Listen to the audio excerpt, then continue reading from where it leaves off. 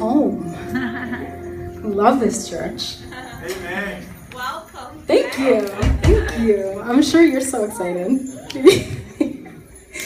Well, I just want to thank you guys so much for having me here, and thank you for welcoming my mom with open arms in Santiago, and I'm just glad you guys are here for the first English service. It's so great. Amen. It's awesome. I believe that this will grow. I believe that your church will grow, because you guys have a heart for what God wants. You know, you have a heart for people, and I can see that you love people, and that's a really good thing. So anyway, before I keep talking about you guys, so I'm 22 years old.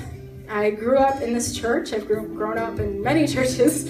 My grandparents, pastors, uncles, pastors, so I've definitely been in the church my whole entire life.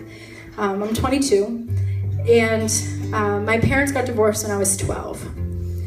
And that was 10 years ago. Time flies.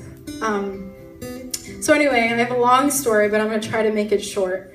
By the age of 14, I went down a really bad path. I got into drugs. I got into everything. It was a good 4 years of my life that was really chained by my selfishness, by things that I wanted to do. I didn't care what God wanted. I didn't care what my parents wanted. I didn't care about the things that I grew up in church learning. And so I spent about a year and a half, 2 years in rehab in a faith-based program called Teen Challenge. And during that time, it was a really big struggle because I was 18. I went in when I was 18. And when you're an 18-year-old, you still think you know it all. Yeah. You still think that they don't know you, they don't know your struggle, they don't know what you've been through. And so it was a really long process to really get where I am today. But we're talking about celebrating the family.